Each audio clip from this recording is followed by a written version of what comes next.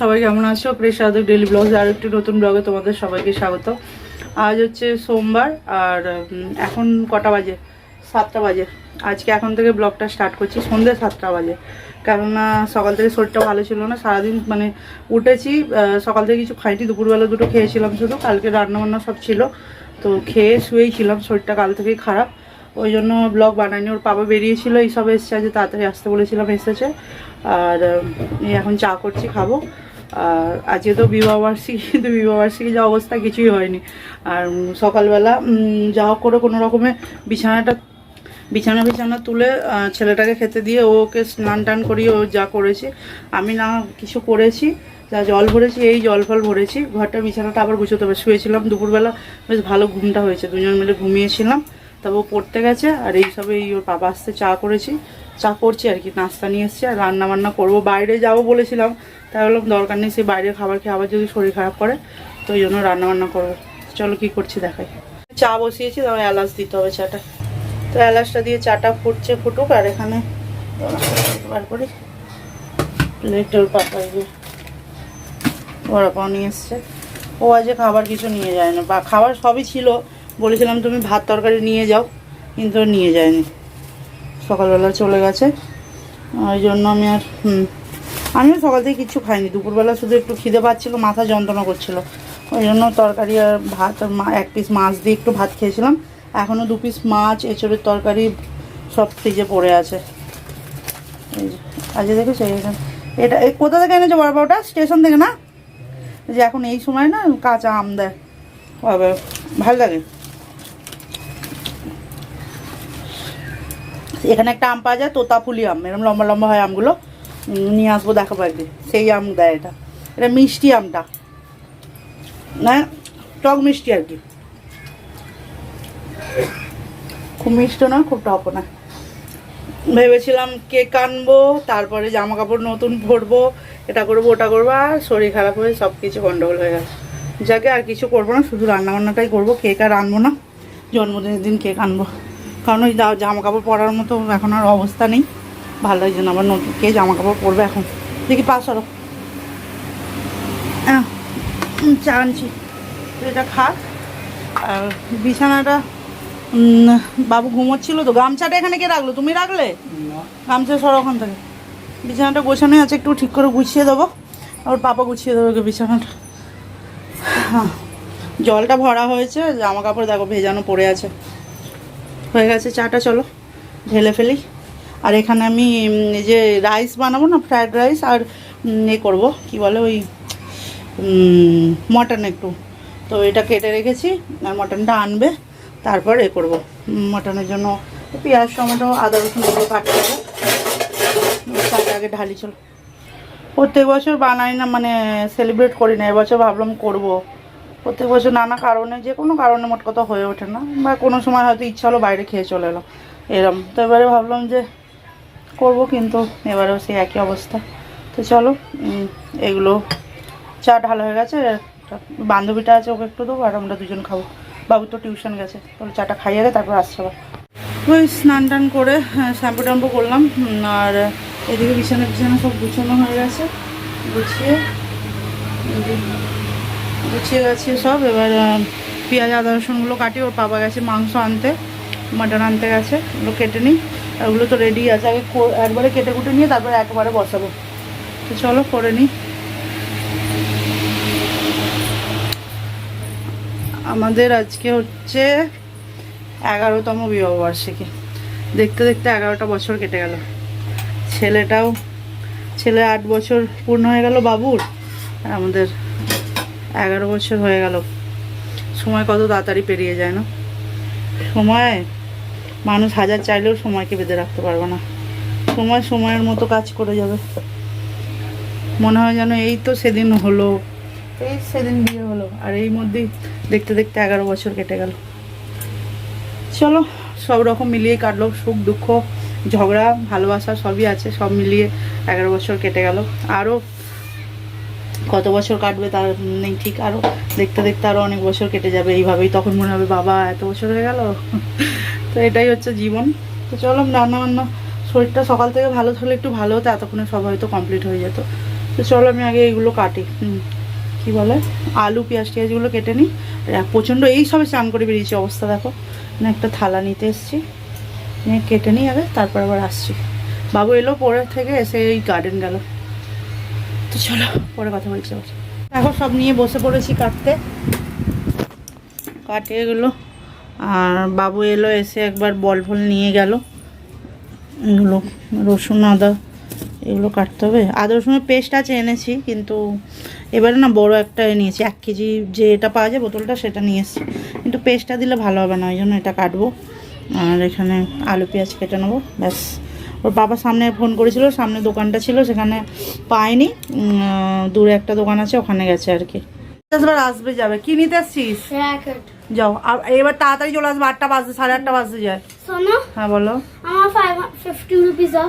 কিসের জন্য 50 রুপিস? আর পাপা আমাকে রোজ সানডেতে দাও। হ্যাঁ তাই তো, ফালতু কথা বলবে না একদম। চলো, পয়সা হাতে না। পাপা জিজ্ঞেস করেছে কি খাবি, নিয়ে আসবে, যা। আরে 50 রুপিস। একদিন বললাম না, ওর বাবা 50 টাকা দিয়েছিল ওকে বোকা ভাড়ে ফেলার জন্য, সেই পয়সাটা নিয়ে গেছে। পরের দিন বার করে বলছে এটা আমার পকেট মানি, বলে সেটা নিয়ে চলে গেছে। গিয়ে ওই গার্ডেনে গেম ফেম খেলেছে, তারপর ফ্রুটি খেয়েছে। সেই থেকে রোজ বললো আমাকে পাপা সানডেতে 50 টাকা দেয়, আমায় দাও। পয়সা হাতে দিয়ে আমি পছন্দ করি না, দিই না। যেটা খাবে সেটা খাওয়ার, বাইরের খাবার দাবার আমি রোজ কিনে দিই না। আগে না সমানে সর্দি কাশি বমি এসব লেগেই থাকতো। যবে থেকে বাইরের খাবার বন্ধ করা হয়েছে না, তবে থেকে কোনো কিছুর ঝামেলা নেই, না সর্দি না কাশি না অন্য কিছু। তো চলো কাটি। তারপরে গরম হচ্ছে প্রচণ্ড, আর এদিকে পেঁয়াজের খোলাগুলো উড়ে যাচ্ছে আর চোখ জ্বালা করছে পেঁয়াজ কাটতে গেলে। ফ্যানটা বন্ধ করে দিলাম। বাড়িতে থাকলে ওখানে কি হয়, মানে ভালোভাবে হয় ওখানে। শ্বশুরবাড়িতে তো সেরকমভাবে কেউ করার মতো নেই। বাড়িতে ভাই আছে, ভাইয়ের বউ আছে, মা আছে। শ্বশুরবাড়িতে মানে করলেও করা যায়, কিন্তু আমরা কোনো বছর ওখানে থাকিনি, কোনো বছর হয়নি বিবাহবার্ষিকী। আর মটন আনতে গেছে, যেটা বললাম এখানে দোকানটা বন্ধ, পরেরটায় গেছে। তো ওখানে কি হয়, তো এখানে মোবাইলটা রাখি।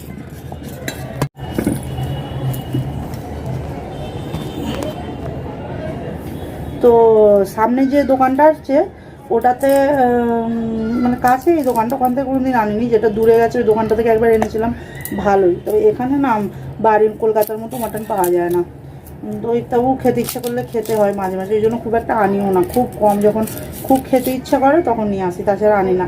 কারণ অত দাম দিয়ে জিনিস নিয়েছি, আর যদি জিনিস ভালো না হয় ভালো লাগে, ওই জন্য নিয়ে আসি না। এখানে ভালো পাওয়া যায় না। কলকাতায় যেমন তুমি মাটন যেভাবেই রান্না করো সেটা খেতে ভালো লাগে আর কি। আর এখানে সেই মাঝে মাঝে মনে মাটন বলে মনেই হবে না, তাতে কোনো তেলও নেই, চর্বিও নেই, কিছুই নেই। কিছু আগের বারে বানিয়েছিলাম একদম দুবার, এর আগে দুবার ওর পাপা এনেছে, দুবার একদম।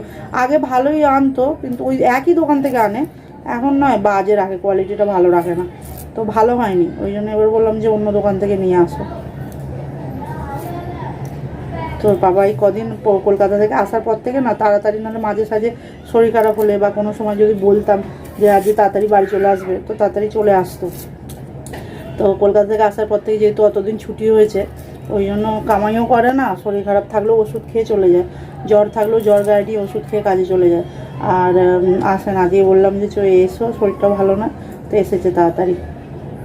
চলো এইভাবেই কেটে যাবে জীবনটা আর কি।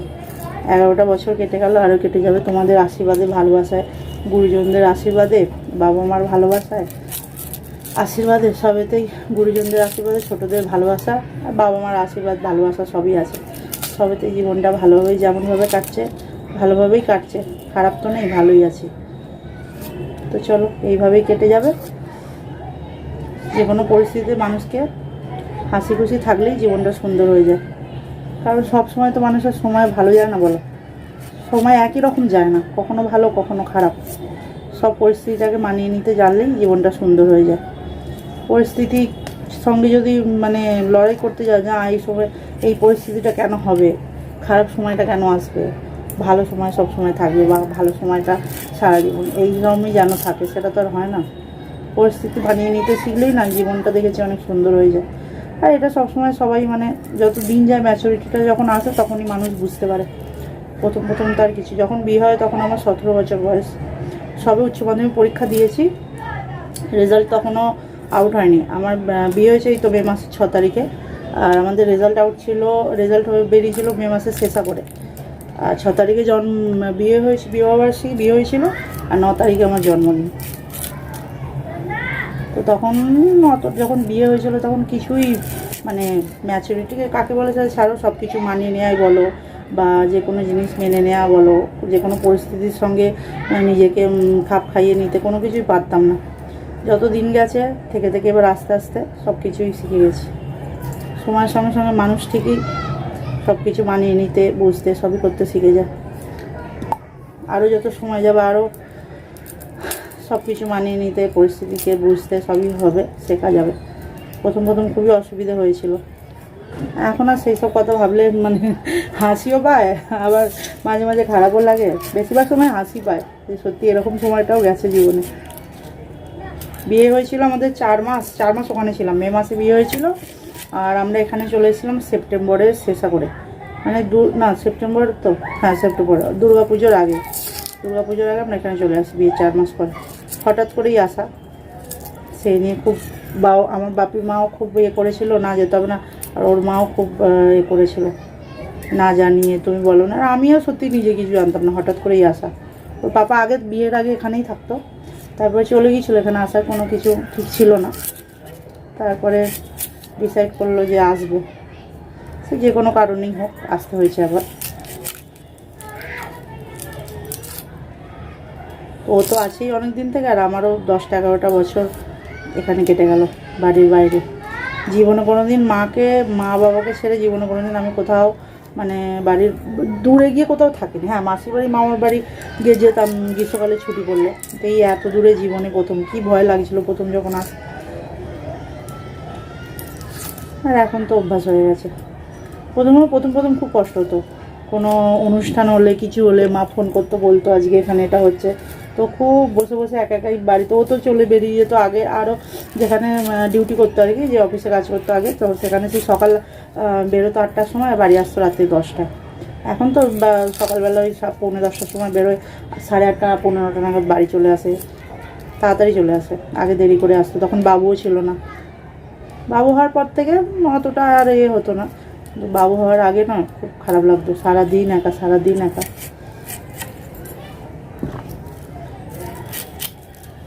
আমার বাবু বলে আসো, গেলে বলবো তোমাদেরকে, দেখাবো, দেখি বলবো যে বা কাল থেকে বলছে মাম্মি তোমার বাবা কালকে অ্যানিভার্সারি বলতে পারছে না, অ্যানিভার্সারি। তো চলো গল্প করতে কেটে নিই এটা, তারপর পাপা আসুক, একবার রান্না করে গিয়ে তারপর দেখা হচ্ছে আবার। মানে পেঁয়াজ কাটা হয়ে গেছে, এখানে জল বসিয়ে দিয়েছি।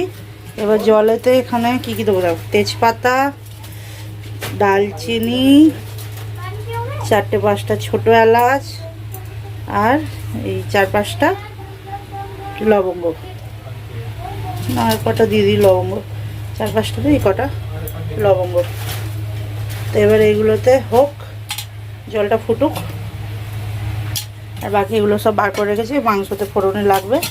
আর এবার এতে দেবো লবণটা ওপর থেকে দিলেও হয়, কিন্তু আমি জলেতেই দিয়ে দেবো। চলো জলটা ফুটলে চালটা দেবো, চালটা ধুতে হবে। চলো, এই চালটা আমি কদিন ধরে 2-3বার ইউজ করলাম। একবার বিরিয়ানি বানিয়েছিলাম, রাইস বানিয়েছিলাম এই চালটা দিয়ে। এটা খুব ভালো, কি দেখো নামটা, দেওয়ায়া premium aromatic long and fluffy rice. Aromatic, সত্যি এটা মানে আছে, সেন্ট আছে বাসমতি চালটা, খুব ভালো চালটা। কি কোম্পানি এটা কি জানি, দেওয়াই লেখা আছে, কিছু লেখা নেই। দাওয়াত। তো চলো চালটা এবার বার করেই ধোবো, আর এটা বসাই, তারপর এদিকে আলুটা ভাজতে আরম্ভ করবো। তো কাটাকুটি হয়ে গেছে, চলো তাড়াতাড়ি করি। চালটা ফুটছে দেখো, আর এখানে কড়া বসিয়ে দিয়েছি। কমিয়ে দিই, স্টিলের কড়াটা তো ফট করে মানে তেলটা হয়ে যায়।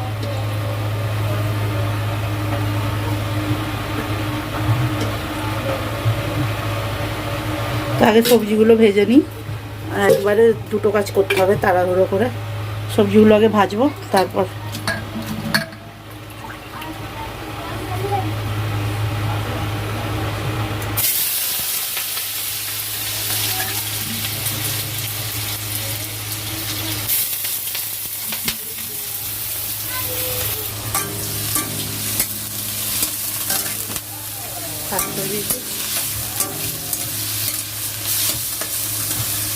ও চালটা ধুয়ে নিয়েছে আর এখানে জলটা ফুটতে আরম্ভ করেছে, এবার চালটা দিয়ে দেবো।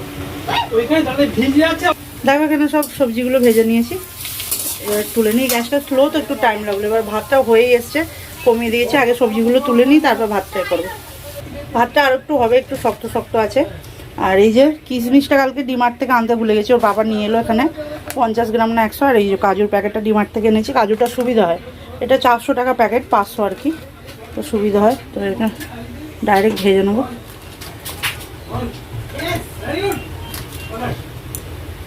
আমার তো বেশ ভালো লাগে কিশমিশটা, এটা অল্প একটু রেখে দিলাম পায়েসে দেওয়ার জন্য। এটা ভেজাবার দরকার নেই, এর মধ্যে দিয়ে ভাজলেই না এটা ফুলে যায়, তো ওই জন্য আর ভেজাই না। আর এখানে ভাতটা হয়েই এসছে, নামিয়ে দেবো, একটুখানি হোক। আর দেখো কেমন ফুলে যাচ্ছে, ভেজাবার আর দরকার নেই। চলো এগুলো হয়ে গেছে, আমি নেবো। অল্প একটু কাজু একটু নিয়ে নেবো, তাহলে হয়ে যাবে।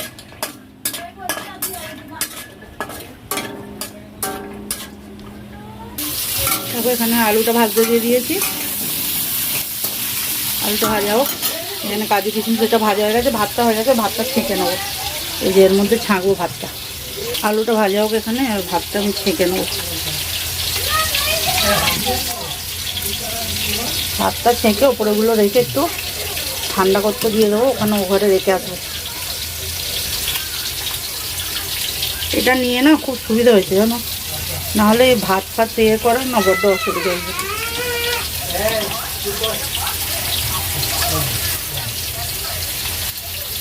তো বাবা আবার বলছে পায়েস করতে, তো এইটা হয়ে গেল। তো এবার এইদিকে মাংসটা বসাবো, আর এইদিকে দুধটা এবার গরম করতে বসিয়ে দেবো।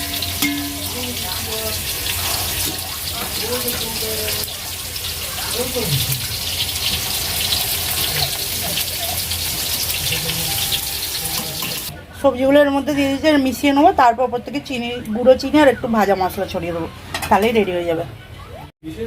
দেখো এখানে কি বলে, রাইসটা ওখানে রেখেছিলাম একটুখানি না, চার দুদিকে করছে তো একটু মানে বেশি সেদ্ধ হয়ে গেছে আর কি মনে হচ্ছে। যাকে আর কি করা যাবে, রাইসটা করে রেখে এসেছি, মিক্স করা হয়ে গেছে। আর এখানে এবার মাংসটা বসিয়ে দেবো। তাড়াহুড়ো করছি, কারণ কোনো রকম কষে আর কুকারে সিটি লাগিয়ে দিলেই তো হয়ে গেল।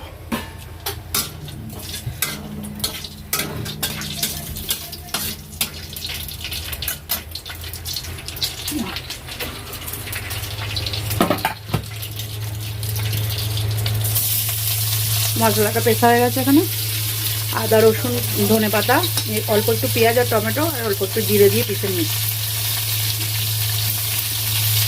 বেশি ঝোলটা যে করবো না, একটু গ্রেভি গ্রেভি করবো, রাইসের সঙ্গে যেহেতু খাওয়া হবে।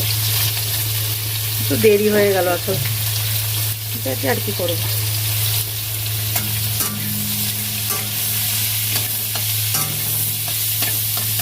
দেখো এই যে মশলাটা বাটা হয়ে গেছে, আর এখানে পেঁয়াজটা হালকা হালকা মানে ব্রাউন কালার এসে গেছে। এবার মশলাটা দিয়ে দেবো।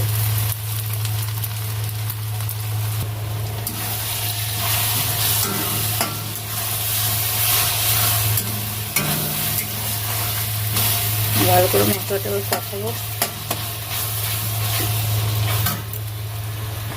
মশলাটা দিয়ে দিয়েছি, এবার দেবো ধনে গুঁড়ো, অল্পই ছিল, ঢালতে হবে। আর হলুদ গুঁড়ো,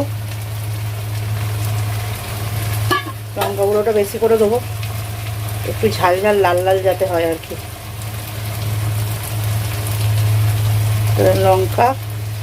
লঙ্কা গুঁড়ো, এবার দেবো লবণ,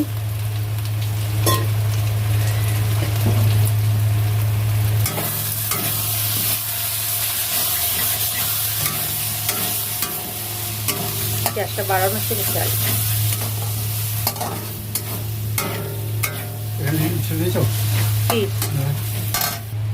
এই যে এভারেস্টের মিট মশলাটা দিয়ে দেবো।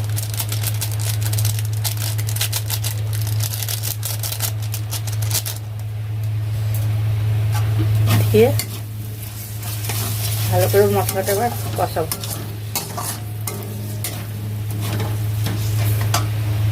অল্প অল্প চিনি দিলাম, 2-4 দানা আর কি, কালারটা ভালো হবে। নিচে ধরে যাচ্ছিল তখন তেলটা করে দিয়েছি না, গ্যাসটা বাড়িয়ে সব মশলাগুলো দিচ্ছিলাম তো ভালো করে কষাতে হবে। আর আমার অবস্থা দেখালে কি বলবে, বিয়েবাড়ির সেই হালুই করার মতো অবস্থা হয়েছে আমার। দেখাচ্ছি বাবা, হালুই করারও 10 আমাদের গলায় একটা গামছা নিয়েছে, পুরো নাইটি ভিজে গেছে ঘামে, তো এরকম অবস্থা।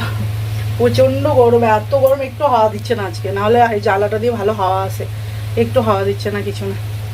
চলো বানিয়ে আগে ভালো করে, যতই গরম হোক ভালো করে আজকে মাংসটা বানাতে হবে। আজকে দেখে মনে হচ্ছে তো মটনটা ভালোই দিয়েছে, দেখো আজকে ভালোই মনে হচ্ছে, দেখা যাক।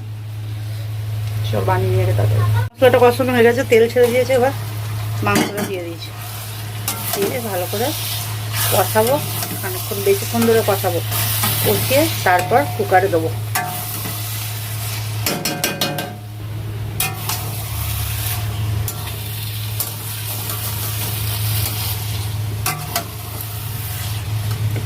কমিয়ে দিয়ে ঢাকা দিয়ে ভালো করে কষিয়ে নেবো। চলো তাড়াতাড়ি করি, গরম হচ্ছে প্রচণ্ড, আর দাঁড়াতে পারছি না। আজকে মাংসটা খেতে ভালোই হবে। মাংসটা বললাম না, মাংসটাই খারাপ দিয়েছে, মানে ওই দোকানটা খুবই ভালো দোকান ছিল গো, মানে ওখান থেকেই যত বছর আমরা এসেছি ওখান থেকেই মাংস নিয়ে আসে ও বাবুর বাবা, কিন্তু ও এবারে মাংসটা না দুবার আনা হলো, খারাপই দিয়েছিল, ওই জন্য ভালো হয়নি। এই যে 2টো গোটা রসুন ধুয়ে দিলাম, মাংসটা রসুনটা না বেশ ভালো লাগে খেতে। ভালো করে কষাই, কষিয়ে আজ মানে মাংসটা একটা সেন্ট ছাড়ছে। একটা খাসি মাংস বানালে ঘরটাই পুরো সুন্দর একটা গন্ধে কি সুন্দর মোমো করে, সেটা মানে আগে 2বার যে বানালাম না, সেটার কোনো গন্ধই নেই, কিছুই নেই, সেটা দেখলেই বোঝা যায় না। মাংসটা যেন কীরকম একটা সাদাটে সাদাটে টাইপের ছিল, আজ ভালোই দিয়েছে, ঠাকুরের কি বাজে, রান্নাটা ভালোই হয়। তো চলো, তো আলুগুলো দিয়ে দিয়েছি, অনেকক্ষণ ধরে কষাচ্ছি, প্রায় আধ ঘন্টা ধরে আলুগুলো দিয়ে আরও খানিকক্ষণ কষাবো, কষিয়ে এবার কুকারে দিয়ে দেবো। এবার আজকেও যদি ভালো না হয়, এরপর থেকে আর মটন আনবো না, করবো না। ও আছে, ও বানাবে, আমি কি বানাতে পারি না? আমি কলকাতায় গিয়ে বানাই যে কত ভালো হয়, এটা কোনো একটা তো প্রবলেম হচ্ছে। রাঁধুনির দোষ, কি দোষ তোমরা বলো? রাঁধুনির দোষ? আমি দেখাচ্ছি তো কিভাবে বানাচ্ছি, দেখাচ্ছি, দেখো। দেখাই যাক, আজ ভালোই হবে, আজকে আমার বিশেষ ভালো। সে তো আগের বারে যখন আমি বানিয়েছি পুরো বিল্ডিং এ গন্ধ ছাড়ছিল। হ্যাঁ, আমাকে বলেছে রানী পুরো বিল্ডিং এ গন্ধ ছাড়ছে, কিন্তু সে হয়নি ভালো খেতে, গন্ধর সঙ্গে গেছে যায়। এবারে ভালো হওয়া দরকার, উচিত, অবশ্যই উচিত ভালো হওয়া। যদি না হয় মটন আনা বন্ধ করে, মটন আনা ভালো নয়, মটন ছাড়া। এর বদলে কি বলে, ওই খাসির বদলে কি দেয় ভগবান জানে, ভেড়া না গাধা, ভগবান। খাসির বদলে ভেড়া মাংস বিক্রি করা আমার মনে হয়, ওই জন্য এরকম।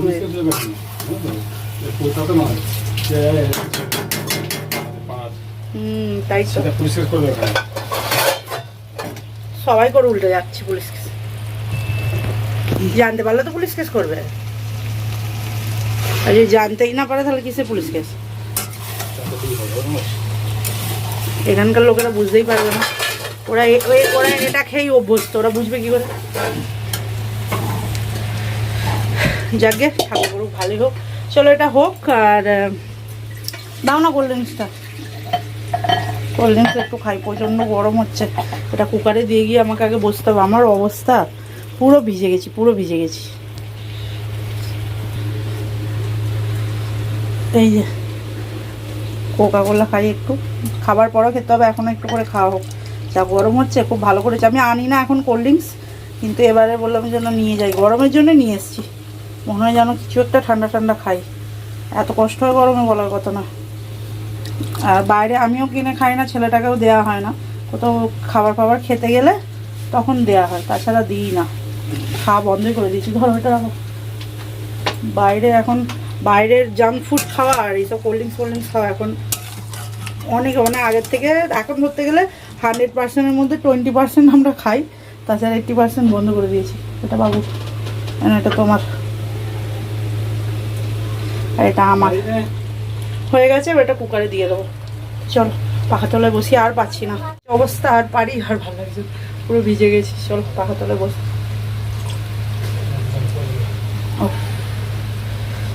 বৃষ্টি যে কবে হবে ভগবান, একটু তাড়াতাড়ি বৃষ্টি হোক।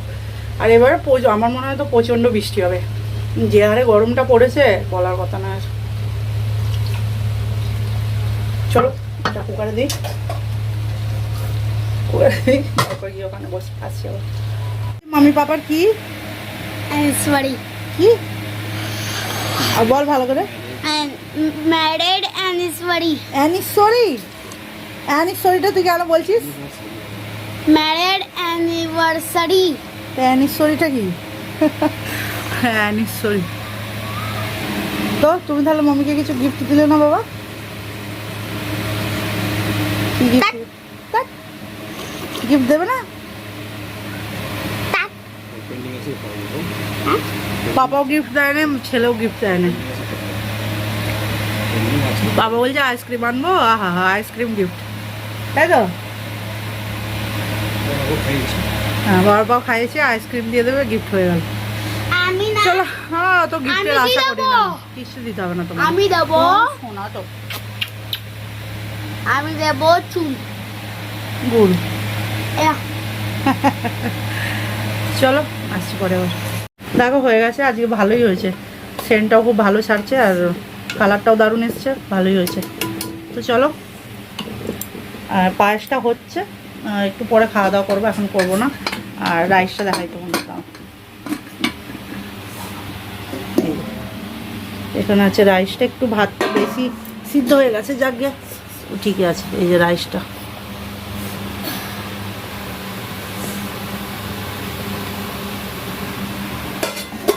একটু পরে খাওয়া দাওয়া করবো, এখন রাখা থাকে এখানে। খেতে বসে পড়েছি, বাবু খাচ্ছে, তার থালাতেই বেড়ে নিতে, আর বাটি ফাটি করিনি। আর এখানে এই যে পায়েসটা পাপা বানিয়েছে, প্রত্যেকবারই ওই বানায়, তো পায়েসটা ওই বানিয়েছে। তো চলো খাওয়া দাওয়া করে নিই, তারপর আবার আসছি। কেমন হয়েছে যে মাংস খেয়ে বলো দেখি তো কেমন হয়েছে? তুমি কি তা হেল্প করেছো? তুমি কিছু করো, মিথ্যে কথা বলবে না একদম। চলবে না, যে মাংসটা খুব সুন্দর হয়েছে। মাংসটা সেবারে গুলো দানাগুলো কচকচ করছে, লাগছে দাঁতে। কেমন হয়েছে বল? ভালো হয়েছে। সেদিন মাংসটাই খারাপ ছিল, রাঁধুনিটা ভালোই ছিল। রাঁধুনি যদি খারাপ হতো তাহলে আজও খারাপ হতো না। দারুণ হয়েছে। ক্ষীরটা দাও না, একটু টেস্ট করি। রাইসটা কেমন হয়েছে? আছে তো, আরে খাও, মাংস ফেলে দেবো, খাবে কিনা ওই জন্য 2 পিস দিয়ে যাবে। কি হয়েছে দিচ্ছে না? কেমন হয়েছে মানে? খাও। তো চলো খাওয়া দাওয়া করে নিই, আসছে পরে। তো খাওয়া দাওয়া হয়ে গেছে, এই সবে গা ধুয়ে এলাম, প্রচণ্ড গরম হচ্ছে। গরমে আর কী বলবো, রোজই একই কথা বলি, কিন্তু গরম হচ্ছে কী করবো। ঠান্ডা শীত লাগলে যেমন সবাই বলে খুব শীত পাচ্ছে, সেরকম গরম হচ্ছে খুব। আর ওর কী হয়েছে তোর? মা পেটে ব্যথা করতেছে। কেন পেটে ব্যথা করছে? গাটা গরম লাগছে কেন বাবা তোর? ঠান্ডা জলগুলো যে হারে ফ্রিজ থেকে বার করছে আর খাচ্ছে, আর তার উপর আবার কালকে ওই যে পেপসিগুলো এনেছে সেগুলো সমানে বার করেছে, খেয়েছে। আর কি হবে, একে তো ওয়েদার চেঞ্জ, তারপরে একে 2-3 বার গা ধুচ্ছে, চান করছে। এই ওটা রেখে দে, এখন বল নেবি না, নিচে সবাই ঘুমোচ্ছে। তো চলো খাওয়া দাওয়া কমপ্লিট, একটুখানি কোল্ড ড্রিঙ্কস খাবো, খেয়ে শুয়ে পড়বো। তো আজকে ব্লগটা এখানেই এন্ড করছে, আশা করছি তোমাদের ভালো লাগবে। আর যদি ভালো লাগে তাহলে অবশ্যই লাইক করবে, শেয়ার করবে, কমেন্ট করবে, আর আমার চ্যানেলটাকে সাবস্ক্রাইব করবে। চলো, আবার একটা বছর পেরিয়ে গেলাম, আবার নতুন বছর শুরু। নতুন বছর শুরু বলতে 1 বছর কমপ্লিট হয়ে গেল, বিবাহবার্ষিকী আজকে শেষ হয়ে গেল। আবার পরের বছর আবার একটা বছর, কত স্মৃতি। যদি কেউ আমার মাম্মি, তো আবার একটা নতুন যদি বছর কেউ শুরু। আমার মাম্মিকে উইশ করে না, ওরম বলতে কিছু করো, ও আমার ভিডিও দেখবে না। বাট বাবা ওরম করতে নেই, বাবা ওরম বলতে নেই। তো সেই বলছে আবার একটা নতুন বছর, নতুন অভিজ্ঞতা, নতুন স্মৃতি, সব কিছু নতুন। তো চলো এই করেই সময় পার হয়ে যাবে। বাবা বাবা না বাবা, তো গাটা গরম লাগছে, জ্বর না আসে, গাটা গরম গরম লাগছে। তো চলো এই যে ব্লগটা এখানেই এন্ড করি। সবাই ভালো থাকবে, সুস্থ থাকবে, খুব তাড়াতাড়ি দেখা হচ্ছে পরের একটি ব্লগ। গুড নাইট সবাইকে, গুড নাইট বলে দাও। Good night.